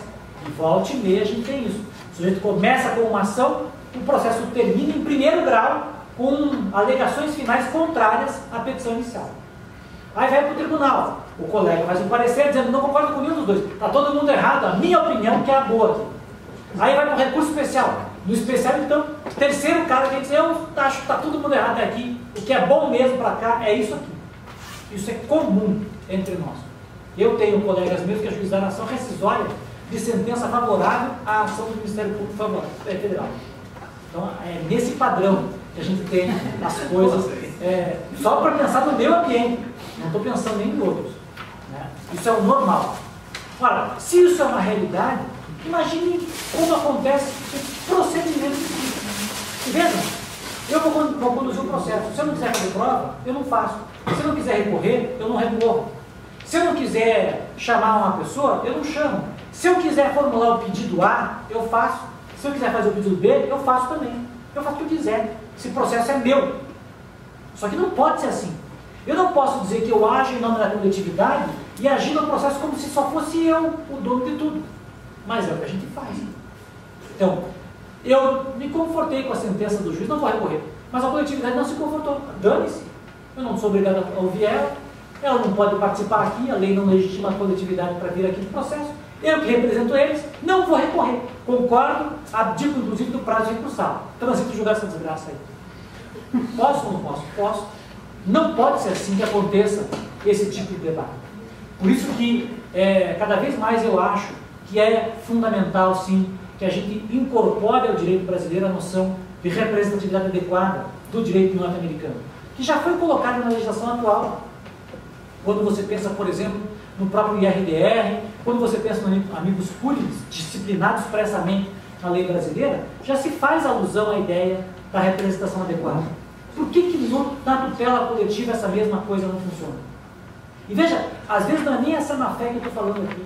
Às vezes são dificuldades mesmo Eu gosto muito de processo civil, mas entendo quase nada de direitos do cigano. O que eu vou ajuizar em nome do cigano? Se o cara vier me dizer, olha, acontece tal problema, eu vou acreditar nele com ajuização. E no fim não é nada daquilo. Eu não entendo coisa nenhuma. Mas daí o fato é que o réu vai contratar um advogado que entende tudo de direito cigano. Vai me dar um baile. Não pode que esse processo funcione desse jeito. Não pode que eu, que não entendo nada de direito do indígena, do meio ambiente, vou lá discutir esse negócio com um baile de um advogado desses temas aí. É preciso que haja um mínimo controle de representação adequada desses legitimados, para que algum polo, pelo menos, se faça bem representar nesse processo. Então, a meu ver, o processo deve começar com um polo de interesse nessa questão, que venha representado por alguém que demonstre essa capacidade, essa chamada representação adequada. Outros polos vão também intervir nesse processo. Todos eles com alguma mecânica de apresentação. Ou apresentação pessoal, quando eu tiver a possibilidade de que os sujeitos pessoalmente venham participar do processo, eles possam participar do processo, e nós vamos ter grupos que são pequenos. Né? Imagine, por exemplo, pode acontecer que eu tenha um grupo da indústria farmacêutica que reúna 3 pessoas. Para que eu vou fazer um representante adequado desses caras vir, se podem vir os 3 para cá? Então, tanto eles podem se apresentar pessoalmente, como eles podem se apresentar por um representante adequado. O importante é que todos esses polos de interesses possam participar desse debate, cada um a seu meio, ou pessoalmente, ou por representação adequada. Notem que, para isso, nós nem precisamos de alteração legislativa. A lei brasileira, quando trata da figura do amicus curiae, expressamente contempla aquilo que a gente chama de amicus curiae parcial. O amicus curiae que vem não para contribuir com o tribunal, né, como é a ideia original do amicus curiae alemão, por exemplo. Né? A corte tem dúvida, a corte pede ajuda de um especialista para ajudar ela a decidir. Isso existe na lei brasileira. Mas a lei brasileira também prevê o amicus curiae parcial, o amicus curiae que vem representar um grupo em juízo, que vem ali defender o interesse, por exemplo, daqueles que querem o direito ao aborto, que querem o direito ao medicamento X, ou não querem medicamento Y, sei lá, alguma coisa assim. Então, acho que essa noção que é tratada pela lei brasileira como amicus curiae pode se disseminar como instrumento para veicular essa possibilidade de que esses sujeitos venham participar desse tipo de processo. Né? Isso resolve, em parte, nossos problemas. Permite perceber que aí eu tenho um ambiente de diálogo entre vários polos diferentes. Ora, se meu problema é estabelecer um ambiente de diálogo, então meu problema não é mais dar resposta a uma pretensão inicial, tal como se faz no processo individual. Por isso, o princípio da demanda aqui não se opera, não funciona, não existe. Até porque, de novo, é muito provável que a pretensão do autor da demanda não se concretize nunca. Além do que, eu já falei para vocês antes, no mais das vezes, o autor da demanda nem sabe o que tem condições de obter lá no final e nem se pode obter alguma coisa lá no final. Talvez não tenha nada. Talvez eu tenha só uma discussão do problema. O fato é que não existe como a gente pensar aqui no modelo tradicional de sucumbência. Ou seja, o autor pede, se ganha, ele ganha. Se ele perde, ele perde. Não. O autor, na verdade, só dá um start para que a gente possa estabelecer esse diálogo dentro dessa comunidade de diálogo que deve ser pensada para ser estabelecida. Então, não há propriamente pedido. O que é mais importante aqui é a determinação da controvérsia. Para trocar para um ambiente privado, para um ambiente clássico do processo, é mais importante a causa do pedido do que o pedido. De certa maneira, a gente está muito mais próximo nesse ponto aqui do processo penal, em que é mais importante a descrição do fato do que o pedido que eu faço. Quero condenar, quero pena de 20 anos, isso aqui. Não. Eu quero que você me descreva o problema. O problema é esse. Vamos sentar para conversar sobre esse problema. O que eu quero de resposta? Não dá para saber. Até porque esse conflito ele é prospectivo, como eu falei. Muitas vezes esse problema vai se alterar lá na frente. Né? Um exemplo clássico disso é o caso da ação de São Paulo, que foi uma ação para criar vaga em creche. Quando a ação foi proposta em São Paulo, houve um pedido: eu quero que crie X vaga em creche. A demanda também está até hoje. O X vaga em creche já foi faz muito tempo, aquele tanto de vagas lá. Eles continuam criando mais vagas. Por quê? Porque nasce mais criança. A menos que você esterilizasse todo mundo, né? Daí serviria o pedido específico que você formulou. Não tem como eu projetar, daqui a 10 anos vai ter tantas mil crianças em São Paulo. Pode aumentar, pode diminuir, pode aumentar a taxa de natalidade, pode diminuir, ninguém sabe. Então não tem como você projetar hoje o que vai acontecer lá na frente. Por isso que, embora eles tenham feito um pedido específico na demanda, a resposta judicial foi: não, não é assim. Nós vamos dar a quantidade necessária e compatível com a quantidade de crianças que nascerem nesse estado. E até hoje funciona um comitê, junto lá ao Tribunal de Justiça de São Paulo, que vai dizer: olha, o Estado de São Paulo, esse ano, vai prever tantas vagas de creche. É esse o orçamento, essa é a quantidade de criança, é assim que vai ser distribuído. Tá bom ou não tá bom? Tá bom. Ou não tá bom, vai falar dizer de novo. E assim ele tem se gerido um processo. Então vejam, o princípio da demanda vai para o espaço, até porque ele não tem realmente nenhum diálogo com o problema que a gente está enfrentando aqui. As premissas do princípio da demanda são totalmente alheios a essa discussão aqui, né? A ideia de não ampliar o litígio e não gerar parcialidade do juiz, que são as premissas da ideia da demanda, aqui não tem aplicação. Primeiro, porque o juiz não tem o papel principal de resolver a controvérsia. E segundo, porque não tem como ampliar essa controvérsia, o tamanho que ela já é, né? Porque as partes não sabem o tamanho do problema. Então veja, esse princípio aqui não se aplica. De modo que o processo funciona dentro de uma outra dinâmica. Se ele funciona numa outra dinâmica, também o regime de prova funciona dentro de outra dinâmica. Porque meu problema não é só provar que a minha posição é favorável, é mais favorável, que é como a gente sempre pensou, a ideia de distribuição do dever de prova, ou do ônus de prova, que a gente pensa como ônus, não é essa. A ideia é tentar mostrar a dimensão do problema como um todo. Então, por exemplo, em institutos como a própria estatística, que a gente geralmente não aplica no processo individual, aqui são muito aplicadas. Eu preciso de estatísticas para tentar mostrar o tamanho do problema e também para tentar mostrar, eventualmente, o impacto da decisão judicial. Juiz, se você fizer isso, provavelmente vai ter tal consequência. Se você fizer aquilo, provavelmente vai ter tal consequência. Se você mandar dar esse remédio para todo mundo, provavelmente isso vai precisar de X de dinheiro. Isso é estatística, isso é prova estatística. Se você não der, podem morrer tantas pessoas. Se você der, pode morrer menos, mas vai morrer também. Ou não vai morrer. Caso típico, a gente vai ter daqui a pouquinho com discussão do coronavírus. Enfim, a prova passa a ter uma outra dimensão também. Também vai ter outra dimensão, eu não quero ficar falando muito para não atrapalhar depois que vocês tiverem alguma pergunta, também vai ter outra dimensão a discussão da própria, como eu falei, do próprio papel do magistrado no processo, né? Então ele não é mais o órgão passivo que espera no final da controvérsia e diz quem tem razão, A ou B.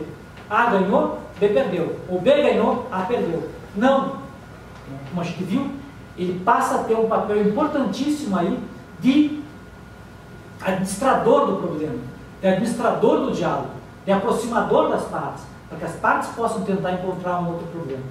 E mesmo na hipótese em que ele age como adjudicador da controvérsia, como sujeito que vai resolver o conflito, o papel dele é um papel diferenciado, que é um papel que se aproxima mais do papel do administrador.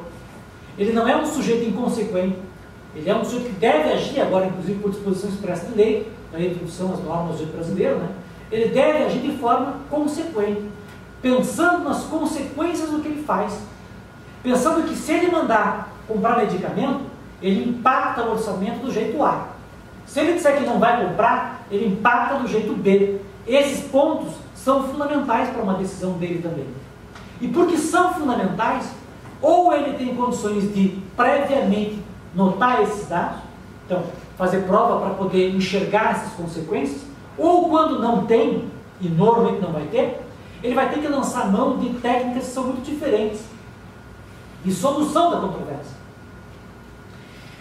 Uma dessas técnicas que eu acho mais interessante, e é o texto que eu mandei para o professor Marco agora para a publicação no próximo livro, na próxima edição do livro, é aquilo que a gente chama de uma atuação cogestora, do juiz que diz, tem um problema, precisamos de uma solução, mas quem vai dar a solução não sou eu.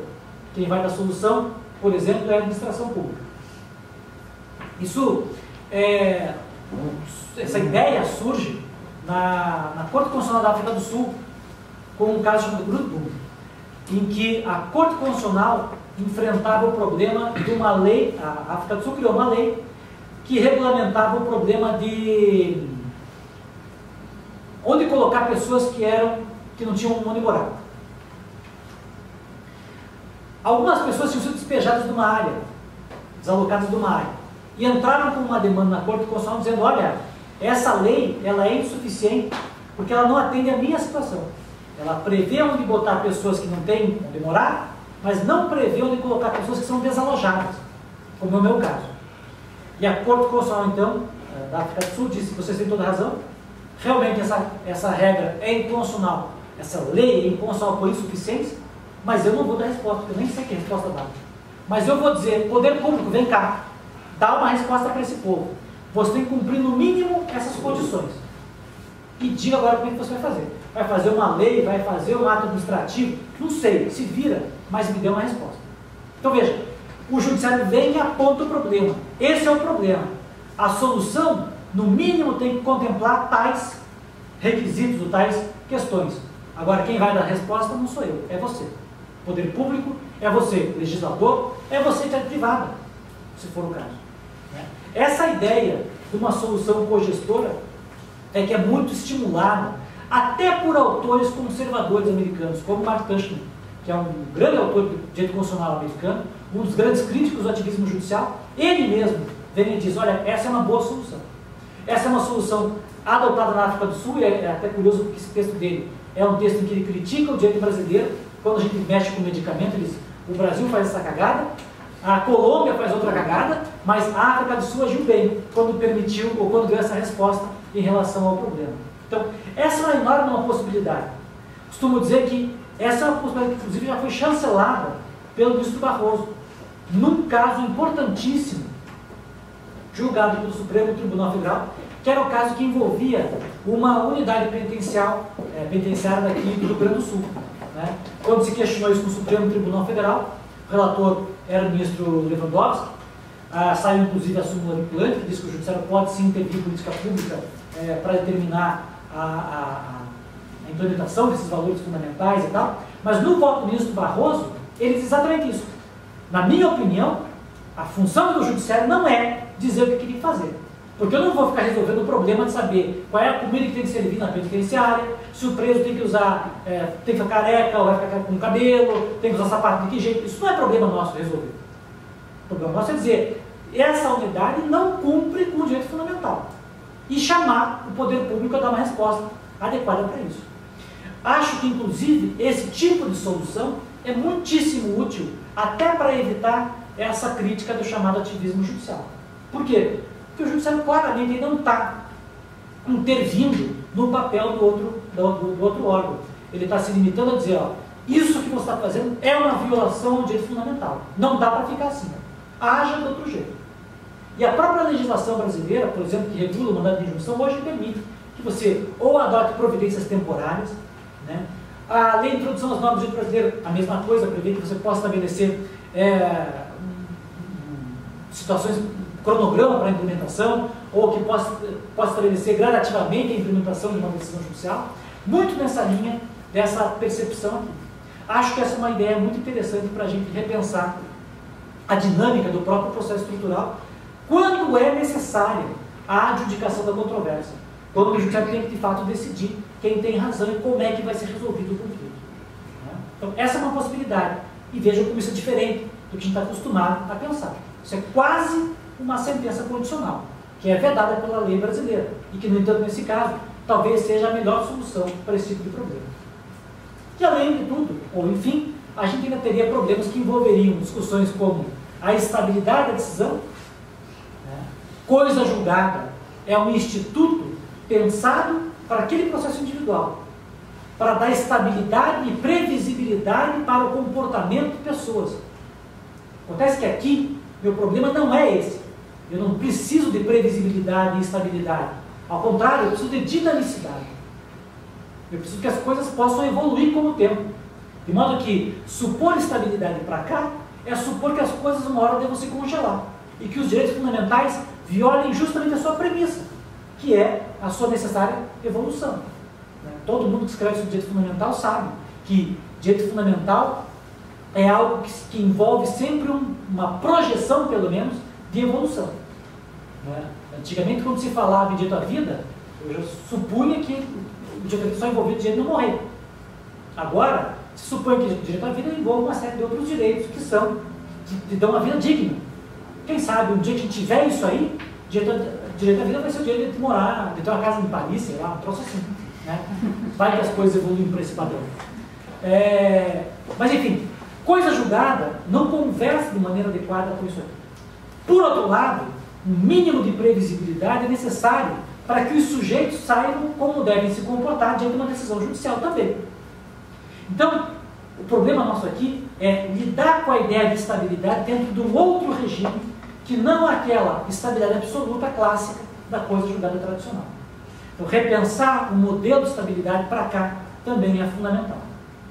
E, por fim, que eu acho que é fundamental, e eu termino, é o problema da maneira de implementação das decisões. De novo, pensar na via clássica de efetivação de decisão judicial, da multa coercitiva, tipo, ordena que o governador faça pena de multa, vai resolver zero. Eu ordeno muita coisa que o governador faça pena de multa, nunca resolveu nada, ele nunca fez o que eu queria que fizesse. O fato, entretanto, é que não funciona por quê? Porque o problema é complexo, porque o problema não se resolve com uma mera ordem particular, pontual, que conta com uma resistência injustificada do réu. Não é assim. Logo, os mecanismos de implementação, os mecanismos de efetivação, também têm que ser repensados à luz dessas dificuldades. A doutrina que escreveu sobre isso fala muito da ideia de você utilizar de administradores judiciais, então de você utilizar de pessoas que vão acompanhar a implementação como terceiros fiscais da implementação. A gente poderia, por exemplo, no modelo brasileiro, trabalhar com a ideia do administrador judicial mesmo, de execução, previsto na lei brasileira, que poderia cumprir esse fim, e com a própria delegação dessa função de fiscalização para outros órgãos. Então, deixar, por exemplo, o IBAMA fiscaliza a implementação dessa ordem, o Conselho tal fiscaliza a implementação desse negócio. Ou, vou criar um comitê formado por pessoas que venham da sociedade civil, do polo autor, do polo réu, do polo tal, esse comitê vai gerir a implementação da ordem. É o caso, de novo, dessa decisão de São Paulo, das creches, é o caso, famoso caso da Bacia do Carvão de Criciúma, enfim, N casos envolvem a criação de um comitê que acompanha a implementação de uma decisão judicial. O próprio Brumadinho tem uma entidade própria criada para dar efetividade às decisões daquele multitude de processos que existem ali, funcionam mal e porcamente, mas por enquanto é o que a gente tem. Enfim, essas coisas são ideias que acabam implementando, acabam sendo utilizadas. E por fim também, essa ideia de estabelecer metas de cumprimento e cronogramas de cumprimento, também está de acordo com a lei de introdução às normas do direito brasileiro. Como eu sei que é um problema complexo, se eu não vou resolver o problema, quem sabe eu possa diminuir o problema ao longo do tempo. A Corte Constitucional Colombiana fez isso, na discussão, na famosa discussão do problema penitenciário daquele tribunal. A Corte Colombiana, quando criou a ideia da chamada Estado de Coisa Inconstitucional, fez o quê? Funciona até hoje lá. Eles têm um comitê que funciona junto à Corte Constitucional para acompanhar o aperfeiçoamento do sistema penitenciário do Executivo colombiano, que vai reportando e vai estabelecendo metas de cumprimento. Olha, nesse ano tem que sair tantas pessoas do sistema para poder entrar tantas pessoas, ou tem que criar tantas vagas aqui no sistema penitenciário, ou tem que melhorar a penitenciária em tal questão, em tal condição, etc, etc. E isso tem ajudado, pelo menos, não resolveu, claro que não, o problema penitenciário deles, mas tem ajudado a resolver esse problema que claramente é muito difícil para qualquer país do mundo. Então vejam, só para concluir, o mais interessante é a gente notar que processo não deve ser um negócio estanque. Não deve ser uma coisa que você olha para a lei e diz, está tudo pronto aqui no código, vou só interpretar o que está aqui e vou aplicar para os casos. O processo, na realidade, ele é algo muito mais sofisticado do que isso. Como eu falei, ele envolve essa discussão sobre o poder do Estado, a maneira de aplicar o poder do Estado. E envolve a necessidade de a gente dominar muito bem os conceitos que estão por detrás e que fundamentaram a criação dessas leis brasileiras, que fundamentaram a criação dos institutos processuais brasileiros, para que a gente possa pensar, isso aqui tem aplicação para cá? Dá para superar? É viável superar? Nós aprendemos alguma coisa com a história? Aprendemos alguma coisa com a formação desse processo? E por isso conseguimos entender que hoje é preciso de um outro tipo de processo para enfrentar essa outra realidade. Então, fundamentalmente para vocês que estão começando esse semestre, o recado que eu queria dar para vocês é esse. Pensem de maneira criativa o processo. Porque é isso que, na verdade, faz com que a gente possa ter um processo melhor. Porque se vocês forem escrever sobre o prazo para embargo de declaração, pô, daí esqueça. Não tem mais muito o que fazer, não tem mais muito o que saber. Obrigado pela atenção de vocês, obrigado por estar aqui.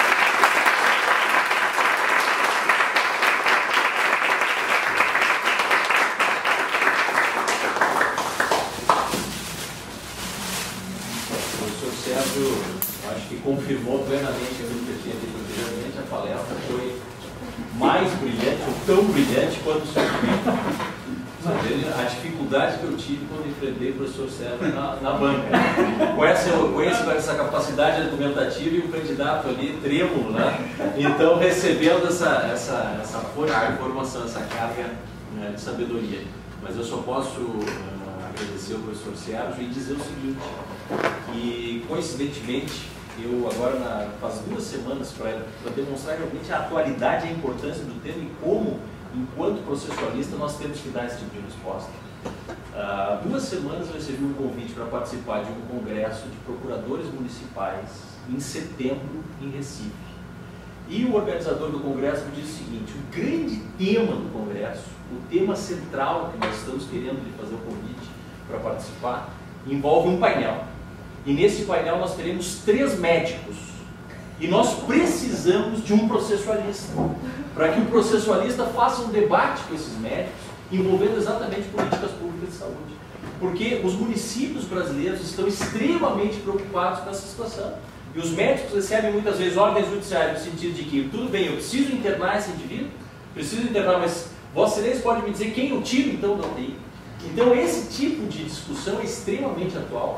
E nós, enquanto processualistas, o professor Sérgio, o professor Marcos, temos que nos preocupar com esses temas, que são temas atuais, são temas que estão no dia a dia dos municípios, estão no dia a dia dos estados, estão no dia a dia das políticas públicas nacionais. E ouvindo, e aí eu não sei se o professor Marcos me permite encaminhar uma pergunta rápida, ouvindo o professor Sérgio, eu acabo pensando, não que eu concorde com as ideias do professor Dworkin, mas quando eu penso no professor Dworkin, principalmente no Laws Empire, ele concebe o direito de algumas formas. Ou seja, eu posso conceber o direito como baseado no convencionalismo, ou seja, o juiz tem que decidir baseado apenas e tão somente nas convenções do passado, e eu penso em positivismo. Ou eu posso conceber o direito como integridade, ou seja, eu preciso identificar valores sobrejacentes ao sistema, eu preciso identificar valores morais, então aí vem aquela ideia do romance em cadeia, de que o juiz tem que, ao decidir, se ver como um romancista. E eu tenho uma concepção de direito que é a concepção pragmatista, os pragmáticos. Ou seja, o juiz, ao decidir, ele deve necessariamente levar em conta as consequências da sua decisão. E aí, quando eu lhe ouço falar, eu penso, no âmbito do juiz que está à frente de um processo estrutural, ele tem que agir e tem que conceber o direito como um pragmático. Olha, eu não sou juiz, graças a Deus, eu não sei o que vai fazer. Agora, eu acho que entra um pouco de tudo, porque na realidade todas essas visões, elas acabam sendo visões importantes para a formação da própria noção do direito, né? E, portanto, do próprio papel do magistrado, papel nosso, de forma geral, dentro do processo. Então, não dá para nem dizer que ele tem que ser só pragmático. Eu acho que tem que ser, sim, pragmático, mas também tem que pensar nessa ideia de integridade, tem que pensar também no papel da originalidade do direito. Porque o direito é um contínuo, né? Então não dá para ele se afastar também daquilo que é possível, ele é pragmático, mas também daquilo que ele toma como algo estabilizado. Porque também tem um outro dado que é fundamental quando a gente pensa em decisões estruturais, que é, quanto mais ele se afasta daquilo que é normalmente praticado por uma coletividade, mais difícil é de implementar a decisão dele. Se a gente for pensar, por exemplo, sei lá, vamos dizer que a gente vai propor uma demanda para que, pensar no século passado, uma demanda para aceitar casamento homossexual na década de 50. Isso era uma coisa. Se você pensar hoje, é outra coisa. Quer dizer, hoje, o contínuo do direito já torna isso como uma coisa mais aceitável, mais palatável do que se tinha há 50 anos, 100 anos atrás. Né? Então, eu acho que tem um pouco de tudo nesse papel do magistrado aí. Não dá para dizer que há um que prevalece. O que eu acho é, sim, sem dúvida nenhuma, o papel pragmático do juiz, o papel consequencialista do juiz aí é fundamental. Porque o papel consequencialista do administrador é fundamental. E como ele se aproxima desse papel, sem dúvida que aí é importante também. Minha parte, vocês, muito claro, eu agradeço imensamente. Eu vou só pegar esse papel aqui para mostrar para a turma que está nos acompanhando, que não é um roteiro. Isso aqui, eu fico assim por longe, né? A gente fica pensando, né? Isso aqui é conhecimento agregado. Alguém que fala 1h30, e a gente teve o ano passado, né? Eu e o Valdir saímos a Soberbat, aquela palestra do professor Didier. Isso é conhecimento agregado. Então, eu participei de 4 ou 5 eventos no ano passado, ao lado do professor Sérgio. Nós vimos mais que nós, né? A gente fica mais que a nossa família. Estava até enjoado do outro. E falando sobre o mesmo tema, e ele consegue vir hoje aqui em Porto Alegre e trazer coisas que eu não tinha nem... Mentira. Eu sei mentira. Você tem mentira. Eu tenho mais um papo. Eu não tinha nem... Os anex está vivendo lá. Você não, a gente está gravando por causa da... Por isso ele pediu para gravar. Então, como eu sou um afortunado e tenho a possibilidade de contatar o professor Sérgio diuturnamente, como a gente tem feito nos últimos tempos, até porque você sabe, ele é o nosso grande homenageado, né, no 3º Congresso de Politização e Unidade do Direito. Eu acho que não é justo que eu tome tempo fazendo perguntas, né, mas dê ao auditório essa possibilidade. Porque eu sei que alguém deve ter, porque tem vários aqui, que estudam o processo estrutural, nível de mestrado, de doutorado, de especialização. Então, como a gente, enfim, tem contato praticamente semanal, acho que a gente pode abrir para uma outra pergunta. O Hélio já está ali pedindo, né? Quase que... É boa pergunta, senão eu nem preciso. Não sei. É com medo. Então, vamos começar com o Hélio, que agora entrou no mestrado, está todo empolgado. Está todo empolgado, agora quer fazer pergunta. Capaz de largar, semana que vem nem aparece. Se fizer pergunta ruim, nem pensando aqui. Toda semana tem livro publicado no Insta. Toda semana. Pois é. Professor, o senhor, durante a exposição, falou várias vezes de leitura dos institutos tradicionais. E me parece assim que qual seria a dimensão do contraditório dentro do processo estrutural? Também vai sofrer uma releitura nesse sentido. Né? Já disse que vai interferir na estruturação, por exemplo, município, Estado, União, em casos em disputas. Se você pensa o contraditório como direito de influência, ele aqui é direito de influência também. Se você pensa em contraditório como direito de influência para a decisão do juiz, aí não é exatamente a mesma função. Porque meu papel de contraditório num processo como esse não é só influenciar o juiz para ele decidir. É apresentar a minha visão do problema para que a minha visão do problema seja tomada também na solução do todo. Né? Então, volto ao problema privado, que talvez seja mais fácil de entender. Eu sou credor quirografário. Meu contraditório não é mostrar para o juiz só que eu sou credor quirografário. É mostrar que meus interesses não podem simplesmente ser esquecidos na ideia da recuperação judicial. Também tem que ser considerados de alguma forma. Se der para atender, eles também têm que ser atendidos. Então, meu contraditório nesse caso se fizesse não só com relação ao juiz, se fizesse também com relação aos outros polos dessa discussão. Né? Então, também ele tem essa releitura. Claro que ele não é mais nem aquela visão clássica de direito de ciência e reação, né? Mas visto já na ideia mais moderna, que tem inclusive dentro do Código Brasileiro, como direito de influência, eu diria, ele é um direito de influência também, mas ele é um direito de influência que transcende a influência com relação ao juiz, que é a visão moderna do processo individual. Isso é um reflexo de quase todos os institutos que está sendo feito uma leitura. Então nós não saímos de uma nova teoria do processo. Me parece que o processo natural está de tal maneira, a leitura da coisa julgada, do princípio da demanda. Então parece toda uma teoria nova bem surgida. Assim. De fato, depende do que você pensa por teoria geral do processo, né? Se você pensar que teoria do processo é a definição dos conceitos e princípios, sim. Mas se você pensa em teoria do processo como a teoria que desenvolve a estruturação da jurisdição, eu diria não. O fato é que a jurisdição do século XIX era uma jurisdição, ela tinha um papel, resolver a controvérsia do A e B. A jurisdição, talvez romana, tivesse outro papel, e a atual tem outro papel. Isso tem um pouco de ligação com isso que o Enfis fala. Fiz assim, no modelo atual de Estado, que falamos dos Estados Unidos, eu acho, né? No modelo atual de Estado, a jurisdição é para quê? Serve para implementar a Constituição. Então era assim no passado, agora é. Se esse é o papel da jurisdição, então é assim que funciona. Agora, o processo continua sendo um meio locus para que a jurisdição cumpra o seu papel. Dentro disso, ela continua, de certa maneira, meio atrelada a uma visão antiga, uma visão tradicional, uma visão assim, teórica, abstrata, de uma teoria do processo. Né? Só que, claro, que os institutos processuais são diferentes.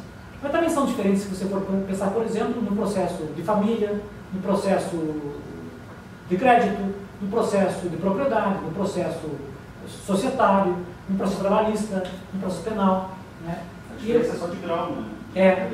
Então, eu não concordo com esses... Tem muita gente que hoje em dia critica a ideia da teoria do processo, porque diz a ação penal não é igual à ação civil. Bom, mas isso até eu sei. Eu não trabalho com processo penal. Né? Então, o fato de ser diferente não quer dizer que não caiba dentro de uma teoria geral. Porque se não coubesse, então também não tem teoria geral do direito. É claro que o direito civil não é igual ao direito penal. Quando a gente fala em teoria geral, a gente está pensando em há elementos que permitem analisar o problema como um todo. Né? E, a meu ver, tudo isso está girando em torno do papel da jurisdição. Se isso é verdade, então eu tenho uma teoria geral do processo, que é basicamente a mesma ideia, que é pensar a função da jurisdição, que se tinha anteriormente.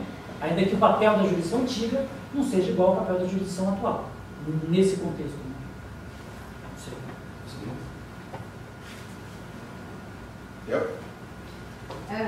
Uma visão um pouco mais filosófica, professor.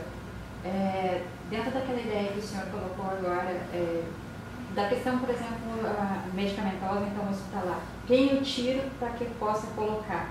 Aí eu busco o privado, vamos colocar, por exemplo, moinhos, né? Então eu vou colocar ele lá e depois o Estado que resolve. Dentro dessa ideia do romance, por exemplo, romancista, no tempo que eu atuei na defensoria como estagiário, eu enxergava, por exemplo, o assistido, por exemplo, enxerga o juiz como um super-herói. Ele vai resolver a minha demanda, ele vai me dar o que eu quero. Hoje o Ministério Público ele tem um pouco mais essa visão em relação à coletividade. Como o professor enxerga, por exemplo, digamos, dentro da tristeza, desse olhar, quando não se consegue balancear a ideia do que eu posso dar e do que eu posso conseguir? Como é que você vê isso? Na verdade, assim, o professor Calmon de Passos tinha uma expressão que ele dizia que o Ministério Público é igual ao Papai Noel. Todo mundo espera que vai trazer um presente no final do ano para você, mas ele não traz.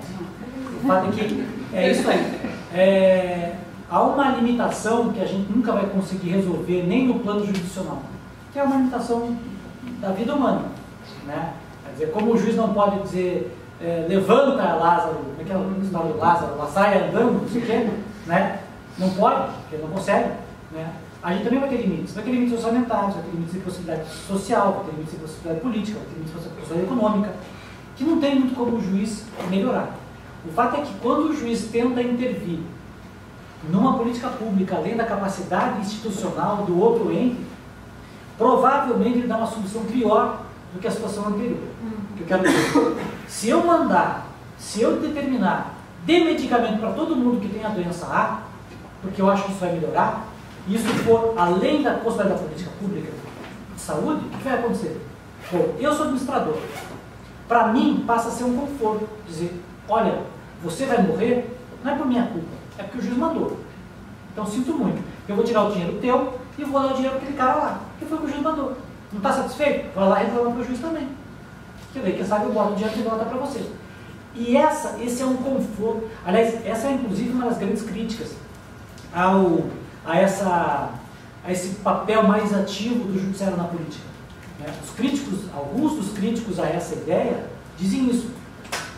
Esse papel do judiciário coloca o administrador num conforto que ele não tinha. Enquanto ele é obrigado a agir, eu cobro dele. No dia que ele age por determinação do juiz, eu não posso mais cobrar dele. Então, um juiz que excede essa possibilidade do outro poder, da outra função do Estado, a meu ver, tende a agir de forma ruim também. Então, há um limite, não dá para determinar qual é esse limite, mas há um limite para essa possibilidade. E, além desse limite, não tem o que fazer. Infelizmente, não tem o que fazer. Porque política pública é assim que funciona. Né? Há um limite do possível, né? Que não tem como ser superado.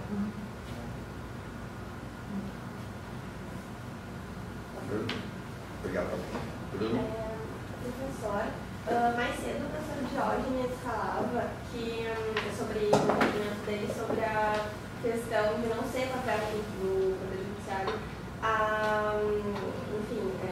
decidir sobre políticas públicas. O senhor considera que o processo estrutural, de alguma forma, acaba esvaziando a demanda individualizada no que concerne às matérias de políticas públicas, ou o senhor considera que eles poderiam coexistir ao longo prazo?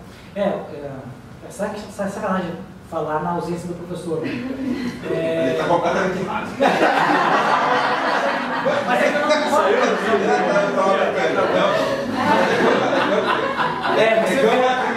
Você inventa isso aí. Mas eu não concordo com a visão dele. Primeiro que eu não concordo que possa coexistir demandas individuais e coletivas como ele defendia na eleição dele. Acho que isso aí não é viável. Justamente porque permitir demandas individuais e coletivas sobre políticas públicas é voltar para esse sistema caótico que a gente tem. E com um dado que muita gente não percebe, mas que é fundamental. Um componente que a gente não nota que existe aí no meio, mas que é fundamental, que é o advogado. Veja, eu sou advogado. Eu posso propor uma ação coletiva ou posso propor 1000 ações individuais. O que eu vou fazer?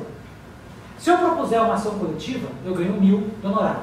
Se eu propuser 1000 ações individuais, eu ganho 1000 vezes 1000. O que eu vou fazer? Ah não, como eu sou um cara muito bonzinho, vou propor ação coletiva para ajudar os outros. Claro que não. É aquilo que ele acabava falando. Ah, o processo eletrônico resolveu o problema. Não resolveu o problema. A menos que você ache que resolveu o problema, dá para uma maquininha o poder que é dele, de juiz, de decidir a controvérsia. Eu não concordo com isso. Eu acho que é uma simplificação exagerada. Você achar que o problema só naquele caso era que tinha 100.000 autuações. Não. É que são 100.000 processos para julgar. E quando eu tenho 100.000 processos para julgar, o que eu, juiz, faço? Eu, pessoa, juiz. Eu faço uma sentença e mando o meu assessor junto a essa sentença em 1000 processos.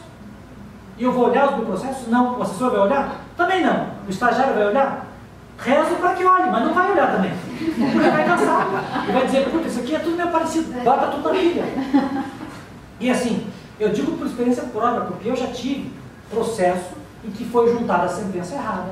Eu já tive sentença minha anulada pelo tribunal, porque o tribunal juntou o acórdão errado. Eu já vi caso em que chegou no tribunal, em embargo de declaração, um negócio que a parte dizia, pelo amor de Deus, leia a petição para ver que eu não estou discutindo isso que vocês estão julgando aqui. Eu vi isso. Então assim, não foi que ninguém me contou. Isso acontece. Você que trabalha no tribunal sabe que isso acontece. Né? Então, eu acho que não pode autorizar, de novo, é um problema de gestão por si só. Se eu tenho um problema macro, eu não posso autorizar que esse problema macro seja enfrentado com um processo micro, com um processo pontual. Porque ele não foi feito para isso. Né? Isso é distorcer o problema. É supor que o problema, que é a saúde pública brasileira, vira um problema de meu direito ao medicamento contra o perverso do Estado que não quer me dar 10 mil reais. Não é me dar 10 mil reais, é que dar 10 mil reais para mim, tem que dar 10 mil reais para todos os outros, que estão na mesma situação que eu. E 10 mil vezes 10 mil dá não sei quanto. Né? Né? Então, é essa que é a questão. Então, eu acho que não dá para você permitir a coexistência de demandas individuais e demandas coletivas no caso como esse. Essas demandas coletivas estruturais vêm justamente para atender a esse tipo de controvérsia que não tem como ser resolvido por essa outra via. Se pudesse, vamos supor que eu tivesse condições de discutir um problema com 10 pessoas, são os últimos atingidos, 10 pessoas. Vamos trazer esses 10 aqui, senta todo mundo na mesa, a gente resolve todo mundo do outro jeito. Não tem que ter repressão adequada, não tem que ter, talvez eu possa dar uma decisão, pagar 1.000 para cada um, não sei, talvez seja tudo mais simples. Né? É que, porque não é simples assim, é que a gente tem que dar outro tipo de solução. Mas veja, isso é uma discordância principiológica, não estou dizendo que está errado, estou dizendo que a minha opinião é outra. Obrigado. Micaela, medita depois daquela parte. E volta para o seu Sérgio. Alguém mais? Por favor. Professor, desculpa o desconhecimento sobre o tema, até que começou. Imagina, a gente começou a estudar isso aqui há muito pouco tempo.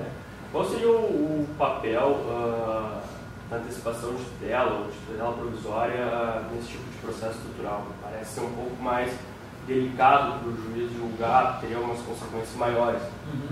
Qual a importância desse? Não dá para descartar a priori a possibilidade de tutela provisória nesse tipo de processo. Mas também não é a prática normal de tutelas provisórias nesse campo. Por quê? De novo, veja, você está diante de um problema complexo, de um problema que ninguém conseguiu resolver até hoje, não é que não quis resolver, não conseguiu resolver até hoje, né? E que você vai então dizer para o juiz, com cognição sumária, resolva o problema aí, não vai funcionar. Então, você tem condições de usar a tutela provisória, e é o que geralmente acontece nos casos que tem visto de processos estruturais, você tem usado tutelas provisórias para atender a questões laterais, digamos assim, para resolver um problema pontual, para atender a uma situação peculiar, para atender a um caso específico, para atender a uma situação de urgência específica em relação ao problema. Provisoriamente, vamos regulamentar essa ordem de cirurgia desse jeito. Ou você me comunica antes de dar de trocar ou tirar alguém do leito. Alguma coisa desse jeito. Mas não dá para você dizer, vamos fazer com que a política de saúde, ou a oferta desse medicamento seja assim, daqui para frente. Que provavelmente não vai acontecer. Né? Então, eu diria que a tutela provisória aqui, ela tem um papel, sim, de regulação provisória do conflito, né? Aquilo que o direito também chama de tutela interinal, mas ela não tem propriamente a mesma dimensão da tutela provisória no plano individual ou nas ações coletivas tradicionais. Não. Inclusive no projeto de lei, no Walking Dead, aquele. Não, mas foi um negócio que não tem. Não tem mais. Arquiva, desarquiva, deve estar sendo arquivado de novo. O texto faz alusão a, eventualmente, se haver necessidade de uma tutela de urgência, o juiz poder proferir. Mas a decisão é a última rácio do processo estrutural, seria uma decisão desse tipo. É porque também às vezes você complica mais o problema. Né? Porque manda tirar a população do lugar. Manda, sei lá, ou não manda fazer nada. Não manda fazer nada, pior ainda, porque imagina o próprio administrador sempre, bom, agora então tá beleza, então deu eliminar, vamos enrolar esse processo aqui. Né? A gente tem muito essa mecânica de pensar essas questões de uma forma tradicional. Né? Eu coloco depois o projeto no seu grupo lá. Marca o grande especialista no tema, inclusive. Alguém mais? Não? Ninguém? O senhor Guilherme, chegou atrasado? Eu queria só fazer só mais uma pergunta. Então a última que eu acho que não vai dar tempo do Galeto. A questão das medidas estruturantes dentro da questão do a questão das medidas estruturantes dentro dos prazos materiais, como é que o senhor consegue enxergar existe a possibilidade de serem discutidas dentro dessa questão processual? Prazos materiais, a senhora fala... Porque assim, a ideia, por exemplo, do inventário, tá? Após a abertura do inventário, tem que se dar lá um prazo legal. Mas eu digo antes, por exemplo, a questão do prazo material. Dentro das medidas estruturantes tem como ser aplicado, pode ser discutido, já que é algo tão novo assim? Então, quando você pensa em processo estrutural, eu diria, o processo de recuperação judicial se aproxima bem dessa ideia. Mas o inventário ele tem uma dinâmica um pouco diferenciada, não dá para aplicar muito essa compreensão para cá. Mas assim, existe sim a possibilidade de você pensar em prazos para ajuizamento de demanda estrutural. Por quê? Porque é muito normal, inclusive, que você tenha um momento prévio de negociação pré-concessões, e que é muito importante, né? Então, talvez até seja uma via mais útil você discutir a questão antes da ajuização e ter ambientes amplos de debate, pela própria flexibilidade disso aí, quer dizer, como eu não tenho mais o problema do processo, como eu não tenho mais o juiz para fixar prazo, nada disso, eu posso ter uma dinâmica melhor de reuniões para tentar um acordo, para tentar prever projetos, etc. e tal, porque não tem nenhuma marra para isso, né? Então, essa fase preliminar, muitas vezes, é até mais importante que o processo judicial. E a gente consegue resultados muito melhores também. Não é anormal que você tenha evoluções importantes de inúmeras situações fora do juízo. Um caso clássico disso, no Brasil, é o caso do controle de abuso, ou de controle dos sites brasileiros contra a pedofilia infantil. Não houve uma ação judicial por esse fim. Isso foi um acordo do Ministério Público com vários sites que no começo punham um selo lá. Então, se você é um site que denuncia pornografia infantil, não deixa ter pornografia infantil, no Google, por exemplo, você ganha um selo de amigo da proteção da criança, né? E acabou funcionando. Houve uma reestruturação, toda uma dinâmica da formatação desses sites, né, contra a pornografia infantil, por sob uma ação judicial. Mas se propusesse uma ação, provavelmente não ia dar certo. Eles iam contestar, dizendo que eu estou metendo com um troço que não é dele, que o Google fica fora do Brasil, que tem que propor ação lá fora, que não sei o quê, e o troço estava enrolando até hoje. Então, essa via prévia, provavelmente, é muito melhor, às vezes, do que uma ação judicial. Isso aí. Vamos sortear? Vamos. Vai esquecer, o Marcos já tem que perguntar para ele. Olha aí. Vamos sortear para um, Felizardo só, ou para 3? Para 3, ó, já mandaram. Já não funciona. Então tá. Por favor. O que eu faço que eu jogue? Mas eu não sei. Não, o que eu Não, deixo? Não, deixa para você, então você sorteia quando começar a aula com a matrícula. Não, vocês vão me matar, botei no grupo que eu sortear. A lista aqui. Então. Tem alguém que está fora da lista? Eu. Bota lá, né? Vai ser a última, ninguém vai te escolher.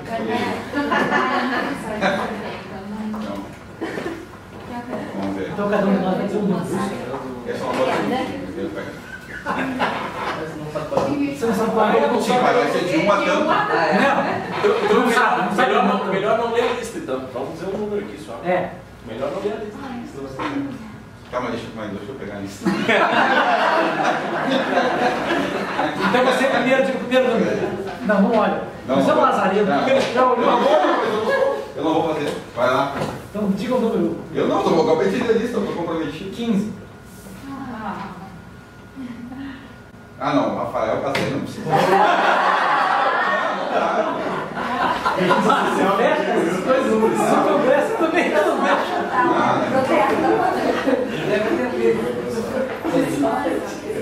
Marcos.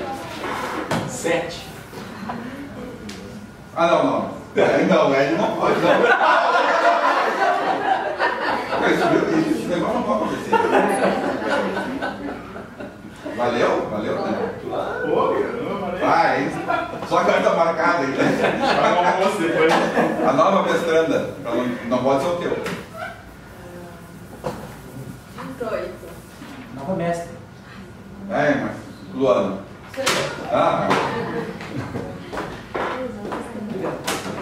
Obrigado, então, novamente, professor Sérgio, e declaro encerrado os trabalhos, então.